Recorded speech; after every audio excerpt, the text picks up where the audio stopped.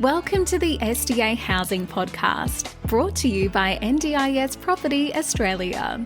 Before starting this episode, we need to provide a general disclaimer. Information contained in this podcast is general in nature only. It does not take into account the objectives, financial situation, or needs of any particular person. You need to consider your financial situation and needs before making any decisions based on the information in this podcast. And you should consider seeking independent and professional advice for your personal circumstances. All right, let's begin.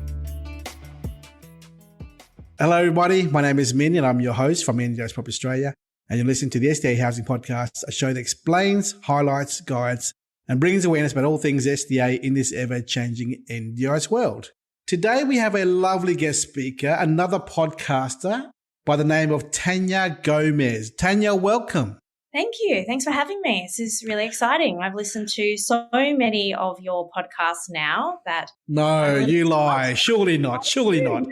And you know what? I refer all my clients to them now. Everyone who calls me with all these SDA questions, I was like, I'm just going to send you an episode of a podcast because it'll save me 20 minutes of my time.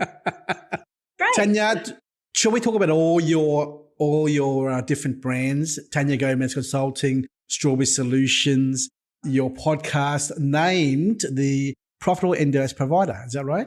Yep, that's correct. Yep, and previously Provider Plus. Wow, so many different brands and services. Where do you find the time? Oh, wait, your husband, Ken, right? Ken Gomez? He does all the work behind the scenes? No, I don't know about that. He would love to hear that, though. He's an auditor in the space and he definitely helps me out. And we have 4 children, so we definitely split children and work together, and we somehow make it all work. Yeah. Wow, wonderful. So you are in Perth, Western Australia. I am. Yeah. So I moved from Sydney to Perth about almost a year ago. Why the change in scenery, may I ask? We moved for a simpler life, a cheaper life, but also because my husband's originally from Perth and he hasn't lived in the same state as his family for 30 years. So his dad is 80 this year, and we thought we might as, the lockdowns created a really big distance between us. Yes. So I'd never met 2 of my 4 children. So we thought we'd come across and spend some time together, and we completely work online, so we can live anywhere. So we thought we might as well live, we're 100 metres from the beach. Our house is a 10th of the price of our Sydney house. And we just thought we'd have a few nice years where our children are young, hanging out by the beach together. Mm-hmm. That's a lovely, lovely life you have there. Wonderful. Yeah. Thank you. So let's start with this thing here called the Tania Gomez Consulting business.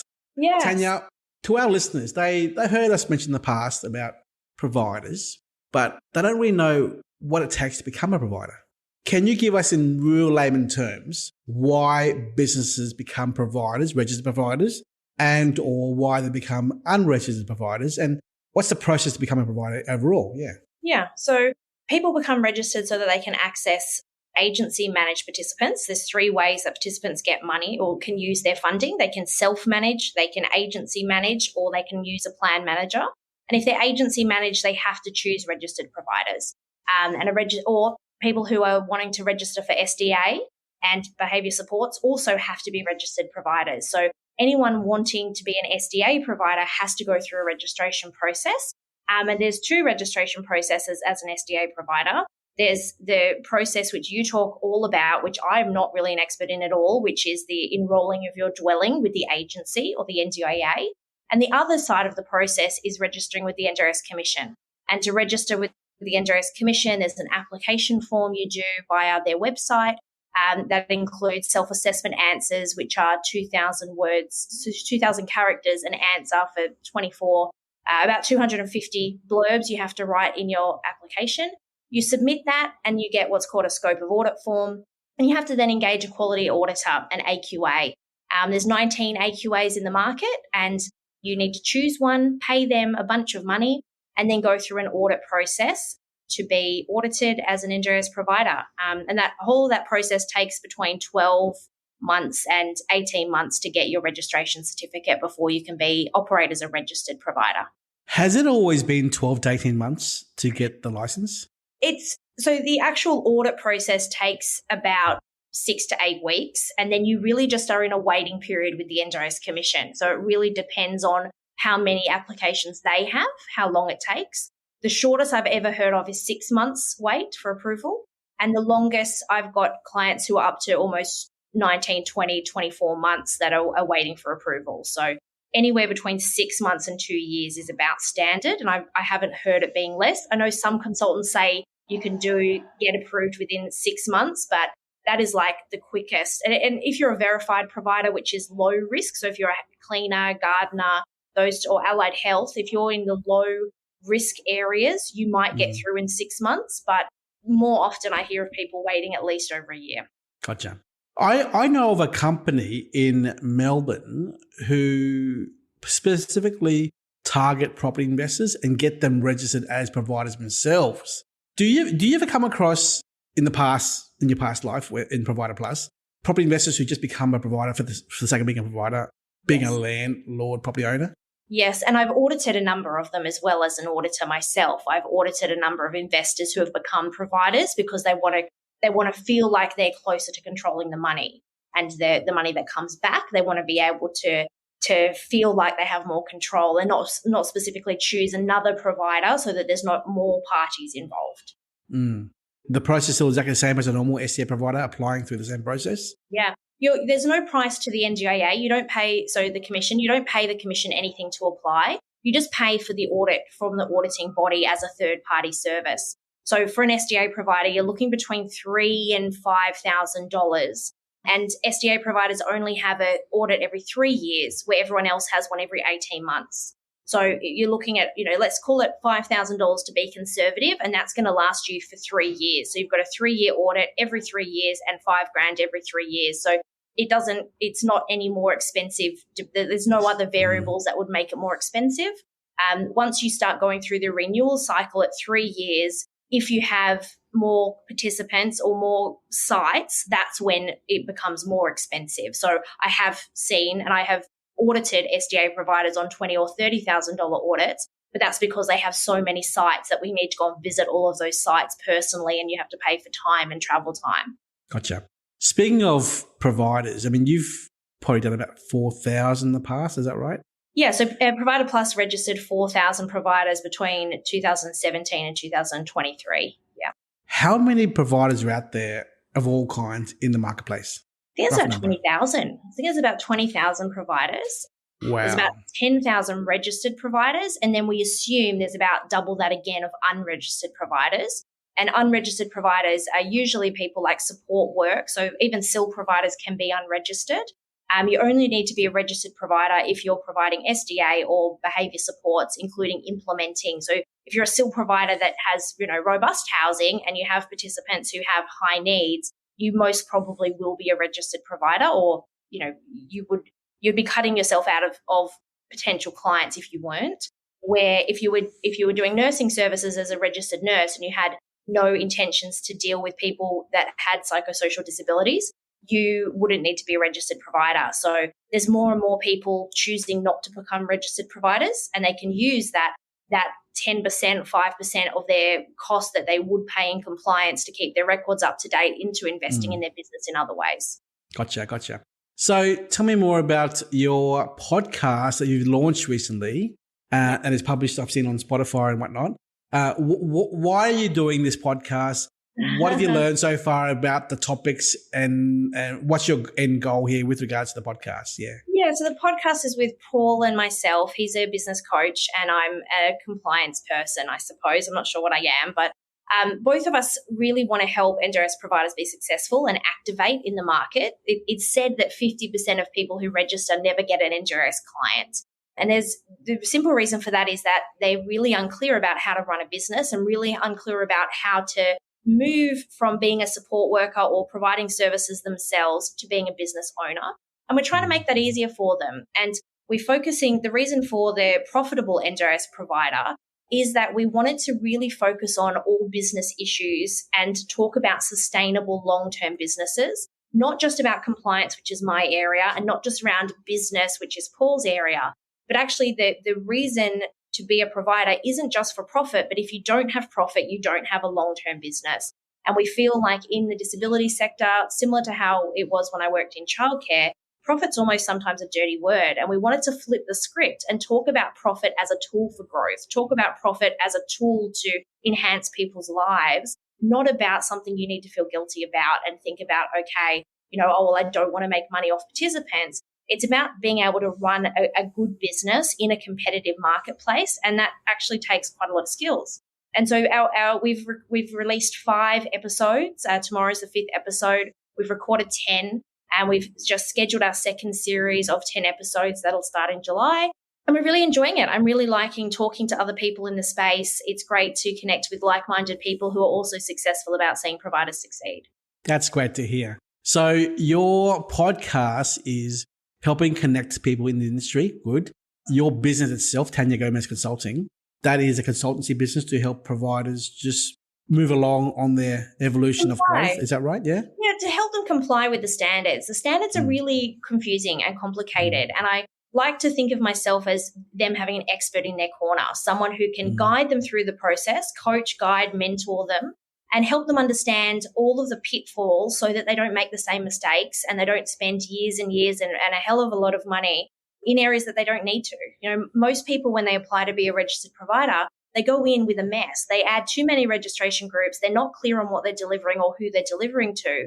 And their audit experience is stressful, expensive, and it doesn't need to be that way. They just need to have a few really intelligent conversations with someone like me to really explain to them what they're doing in this application, why it's important what you choose. And that really simplifies the whole process for them. So, a bouncing board to say, okay, I want to be a SIL provider. How do I get there? Well, to be a SIL provider, you need to add these registration groups. This is what it's going to look like. This is the cost. These are the time it's going to take you. And these are the pitfalls to look out for. These are the simple things, similar to what you do on your podcast with really explaining SDA in detail. I really work through with my clients on a one-to-one basis to help them understand who they are, where they're operating, and what they need to be aware of if they want to make a successful business long-term. Great. In the past, have you dealt with the matter, I'm going to ask you right now, with your clients when they're applying for registration as a provider and they say, I want to be a SIL provider and an SDA provider? Okay. What's your opinion on that topic? What's your opinion on that long term, given the government's stance on the conflict there? If a client come to you now, what would you say to them as well on that topic? Yeah, I get asked this all the time. Look, there is a conflict of interest between being an SDA provider and a SIL provider, but conflicts aren't necessarily a bad thing. They just need to be managed and they need to be identified. So you can have one entity operating as a SIL provider and an SDA provider as long as you're managing that conflict.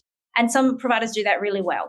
I do, it's horses for courses a little bit. If a client spoke to me a few days ago about becoming an SDA provider, and he already is an established SIL provider, and my suggestion was, well, let's just set up a new company and register it separately because you've got different shareholders, you've got different people who are involved. You kind of want a different brand. You already have many relationships with other SDA providers in your SIL operation. Do you want to muddy the waters and do you want to seem like you're now a competitor of theirs, or do we want separate branding around that? How do you want to position yourself in the market? Who are you dealing with? And really thinking it through from a business perspective. So sometimes the answer is, let's keep it completely separate. And sometimes the answer is, well, are we ever really going to get to the point of using SDA? So if they're already a SIL provider, the jump to SDA is quite large. And it's not, every SIL provider shouldn't be an SDA provider. They're not mutually exclusive. So it's really figuring out what are their long-term goals. If it is easy enough to register another business, then let's do that and keep it separate because that is easier. But in some circumstances, it makes sense to keep it together as one entity and just manage the conflict. So it really depends on who they are, what are they trying to achieve, and where are they in their maturity of understanding the scheme as well. Great answer. As you were talking, I'm thinking about all the discussions I've had in the past with developers and builders who are also providers, right? Do you ever ask them, I'm sure you have come across them in the past, do you ever ask them the question, what are your goals? Why you're a builder or you're a developer? Why do you want to be a provider? Do you ever ask that question? Or have you ever gone back to them gone back to them again in the past, again to say, how are you going with your role as a provider when your main focus is being a builder or developer? Yeah, I do. I do. And as part of when I'm an auditor with my auditor hat on and I'm auditing people who are builders who have gone into SDA, I do ask them, it's part of the audit process is to find out what are their experience with working with providers, working with participants directly. How do they have the skills and experience to understand this whole NDIS world? And some of them have lived experience and they have, a person that they have in mind, whether it's a loved one, a client that they work through, and then that makes sense. But I think I'm always advocate for people staying in their lane and doing what they can be the best of the world at.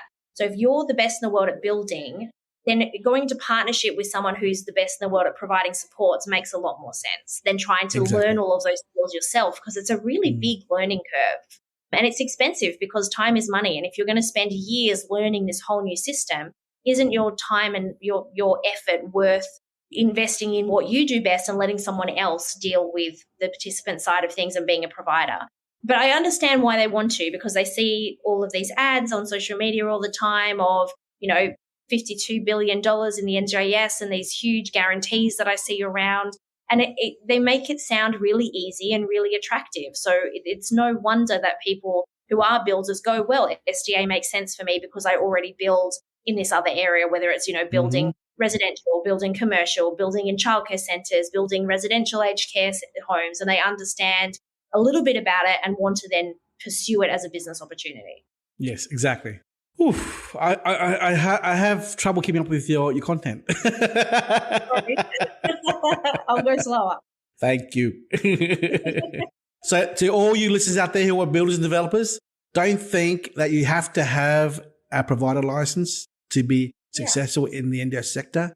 Just be good at just do what you do best. Stay in your lane and work with other groups out there in the marketplace who can work with you and advise you. In fact, if you were to say, I'm a builder and I'm also a provider, they may see that as a threat and they say, well, we don't want to do business with you because you are also a provider. So that's also perceived conflict there as well. Yeah. But anyway, look, that's all nice. I would like to ask you, how can we give you advice or support and help with your podcast? We love, in fact, I think you are our your second podcast interviewee. And how are you finding it? Is it taking too much time out of your life? Are you enjoying it? Do you plan for it properly? Or are you just going with the flow with your content at the moment on your podcast? No, I'm an organizer. I'm an auditor and very system and process driven. So we plan episodes in batches of 10 and then we schedule them in. We do 3 or 4 recordings at a time because we go to a studio to record centrally, Paul and I together. So we have to be a little bit organized. So it's not taking up too much of my time. I'm enjoying speaking to people. I think it's just really trying to figure out what are the topics that we think that everyone's interested in. I think that's the hardest thing is, okay, what's something that's valuable to the listener? What do people want to hear? And with a brand new audience and a brand new podcast, we're just relying on people to give us feedback on what we're speaking about and give us other tips. I know we've spoken offline about your feedback on my podcast, which is great, around keeping it a little bit shorter, breaking it into, simple topics. So we're definitely trying to do a bit more of that in our new series. But yeah, I guess, I don't know, what are some tips from you? What are the best episodes you've done, and how do you determine what topics you cover? Hang on, I'll ask you this question. What podcast topics have you gone through of ours that you quite enjoyed? Yeah, for me, I'm a compliance geek, right? So for me, I loved all the in-depth detail around the design categories and what they mean and who were the players, because I understand it at a base level from reading the guidelines and from auditing providers, but it's really hard to get a clear definition of these things in layman's terms. So for me, it is I've sent that episode to most of my clients who ask me about SDA. There's a 2-part one. I can't remember the names of them, but there's a 2-part one around funding, which I really like, around how participants are funded, because again, that's the other side of the coin from what I do. And for me, it just fills in so many gaps in my knowledge. As far as now, when I'm speaking to people about SDA, I feel like I understand the full circle, where before I didn't know what I didn't know. So it really fills in those gaps. I've looked at all of the topics that you have when I've been deciding which ones to listen to, and I think it's really great that you can go through and go, okay, I know you did one on fire sprinklers because my husband's an engineer by background, and he was like, oh, the fire sprinkler episode was great, and I was like, yeah, it's probably not something that I would listen to because fire sprinklers don't mean anything to me, but who knows? For him, who's an engineer and loves, the layout of buildings, he was like, I wish I knew that information sooner. So I think the way that you've done it has been really interesting as far as a short topic and then breaking down the content. We recently had a last published episode last week. Abdi Mohammed, who's an investor from Melbourne, he said that he listens to every single episode. His kids and his wife are always saying, oh, Dad, not again, another NDIS podcast. He goes, shut up, I'm listening to it in the car. He's always listening to it day and night in the house. But he's walked away from it knowing full well that how important fire sprinklers were, right? Yeah. He told his investor business partner, I said, we've got to put fire sprinklers in. No matter what the money is, put it in no matter what. Because, we have been harping on about it for so long on our podcast series saying 99% of the whole marketplace in Australia don't do fire sprinklers. But when the changes come by the government, it's going to be drastic. And it's a small price to pay, but do it and do it right because you've got to stand out as a property owner, you got to stand out from the rest of the crowd in the oversupply market. If you are in the oversupply market, to really stand out and future-proof your asset, the property investment. So, my advice to you is be aware of topics that people are not aware of themselves, be it consulting work or auditing work in the NDIS. Bring it up slowly, build it up slowly over many, many months. Bring in lots of guest speakers who can really elaborate on certain topics that are relevant to the providers out there who are support workers who want to break out on their own to do their own business at some point in the future. What are they thinking? Is this too risky to go forward? Did you know myself until you told me today? I didn't know it was cost free to apply the NDIS for NDIS license. I thought it was $4 or $5 grand to an auditor and $6-7 grand to another consultancy service. That's what I thought. And I bet no one else understands that either, that you can do it yourself with an auditor. Again, it's much more harder, I'm sure, without someone holding your hand. But these are little nuances that we don't know unless someone tells us. So again, maybe you should do a little survey with people in the past or people who are coming to you now. What don't you know? What do you know? And then just go from there because basics in the NDIS 101, being a provider, what's involved and what's not involved. So that's my advice to you. So our goal from our podcast series is to do 2 per week. We've done 130 now. So another 2 this 2 per week this year. So we'll be at 250 by the end of the year, obviously, 230 by the end of the year. So and we'll keep on doing 2 per week. And our struggle really is what do we keep on talking about? But you know what? It's fine. There's so many people out there in the sector right now who we want to interview, who are participants, who are investors, who are developers and builders and providers. Everyone has a story, Tania. Everyone has a story. And we all relate to stories. And I think my advice to you is just bring on board more people in your podcast who have a story on their journey through the audit, their journey through the 12, 18-month process with the NDIA, their journey as a licensed provider, and now what do they do? Just show the stories out there for us to hear, because I'm also going through the same process myself, and I want to hear these stories. And there's no way for us to find people who are in the system waiting to be licensed. Well, what's next? We're just waiting, right? Yeah. So we would love to hear these stories that you have from your journeys as well, from yourself, and also from other people who are your customers as well, or ex-customers. Yeah. Thank you. It's great advice. I believe Debbie from our office is going to be on your podcast very soon. Yeah, she is. That's right. I think we're catching up with her soon to talk about everything SDA as a basic introduction for our listeners as well, and be able to introduce them to your podcast so they can find all of the information in one place. Were you also interviewed on another podcast? Someone else, the Ninja? Yeah, I was. Yes, on NDIS Ninja. Yeah, NDIS Ninja, Chris. So I'm speaking at their Bali retreat in June, and he was nice enough to invite me on his podcast. I was his second guest, and Rachel, who is his co-host from Alara, she's one of my clients. So I oversee some of their compliance, and so it was really nice to be invited on the podcast. And they're doing some really amazing things with providers. So it's great to have that network now of all these amazing people who are trying to, do the same thing as me, help providers reach their full potential and run amazing businesses so that participants have a high quality of care. Mm. You're going to Bali? I am, yeah. For free? No, I don't know about for free. I'm taking my whole family. We're going for 14 days. So I've got 5 days of a retreat, and then I'm hanging out with my family for school holidays. So it was time to wonderful. go. Yeah. Well, good luck on that trip. Yeah, thank you. And thank you so much for being on our podcast. I look forward to hearing your podcast with Debbie on your show. And we'd love to invite you back in again at your 100th episode down the track, okay? Yeah, there you go. And also your husband. If he would, I would love to interview him too, by the way, because get his feedback on what he's learned, what he likes about our show, what he recommends as next topics. Again, he's an avid listener.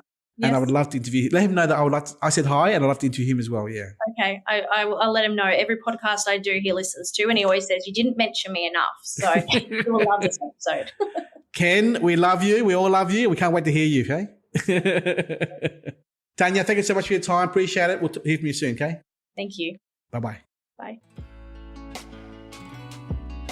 We hope you enjoyed this episode. Please make sure you are subscribed and following us so you can keep in the loop with all of our upcoming episodes. We would really appreciate it if you could leave us a 5-star rating, a written review, and to share this podcast with those that could benefit.